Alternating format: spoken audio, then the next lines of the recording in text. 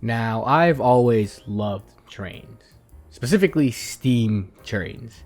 And a big part of that is definitely thanks to a little blue engine with a face.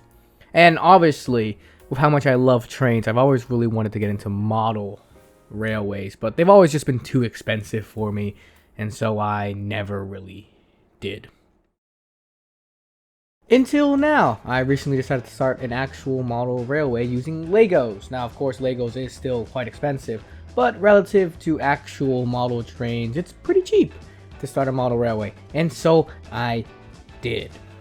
And to start, the plan was to make it my own, because a lot of people that do Lego cities and stuff make it look like a city, a modern city, with police and firefighters and all that jazz, like kind of like what the theme of the actual theme Lego City does. But I wanted to make mine more unique and more, I guess, me.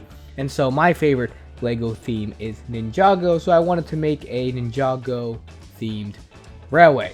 And with that, I first had to get the foundations, that being a folding table. And so I got a black folding table that was about 6 feet long by 3 feet wide, and then laid a bunch of construction paper on it. The basic idea of the railway was to have essentially a water section where the Lego Ninjago city sets would go, because their base plates imply that they're on water. I originally went with regular blue and then a kind of sky blue towards the beach. However, that changed just because I didn't think it fit too well. It kind of messed with the color scheme, so the waters ended up being all just blue. And since I am the god of this mini plastic world, I wanted my people to have nice things, and so I gave them a beach so that they could relax at.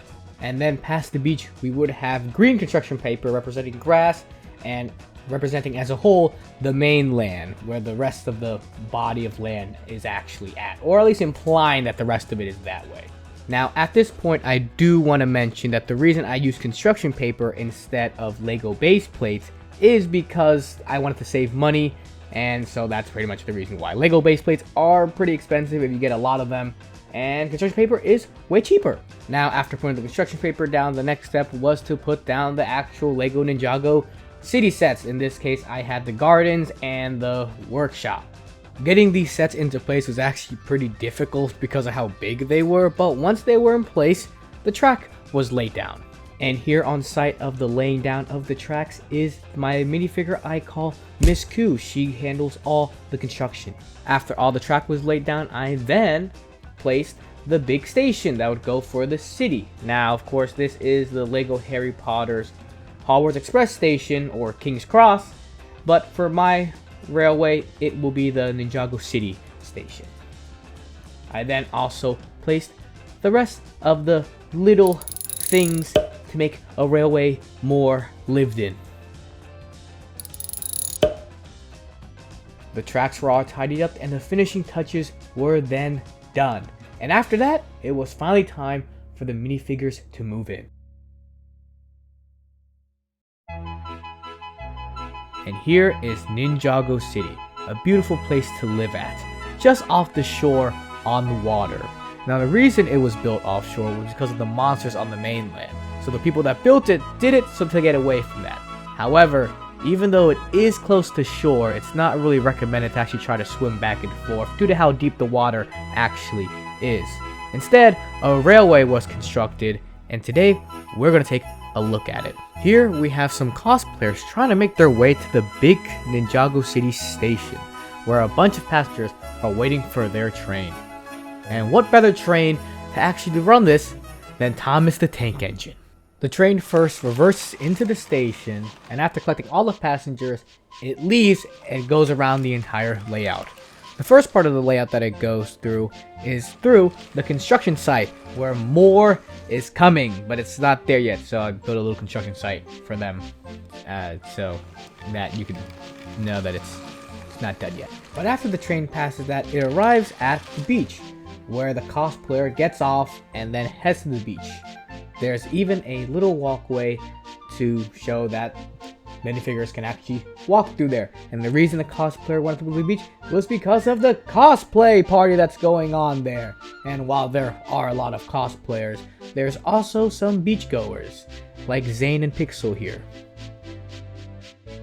Flipping the switch allows the train to go into a siding where it can rest and refuel, as there is a water tower as well as a windmill that actually pumps the water. There's also a train tunnel carved out of a mountain that acts sort of like a makeshift train shed that leads back to Ninjago City, so at the end of the day, when the train is pulled up into there, the driver and fireman can hop off and go straight back home into the city. There is also a signal right before the beach platform that warns an engine of the track on the rails, as when they were building the railway, since Ninjago City was built on water, they had to develop track that goes on top of water as well. Basically, it's track that can float on water. However, if the seas are rough, then engines can't go on it, and that signal warns engines to stop on land before going into Ninjago City if the water's rough. However, if the signal gives the all green, the train continues on, loops around the layout, and returns back at Ninjago City Station. And that is pretty much it for the model railway, at least in terms of this video. I am already working on the model railway, and a ton of new stuff has been added and changed and modified and all that. But I'm saving all that for part 2 of this video. As for part 1, I really enjoyed making this video. I had so much fun going back and building Legos and being creative and making this layout with trains. I've always wanted to have my own railway, and to finally have one is a lot of fun. And there's a bunch of new stuff I've made for part 2, so this is kind of a shorter video compared to what part 2 is going to be. This is just kind of just like the beginnings of this railway, and part 2 is going to be way more expanding and stuff like that. But I'm gonna stop talking here to make the video not that long. I mean, it's not that long anyway, but hopefully you're all excited to see part 2, and I'll see you there. Bye.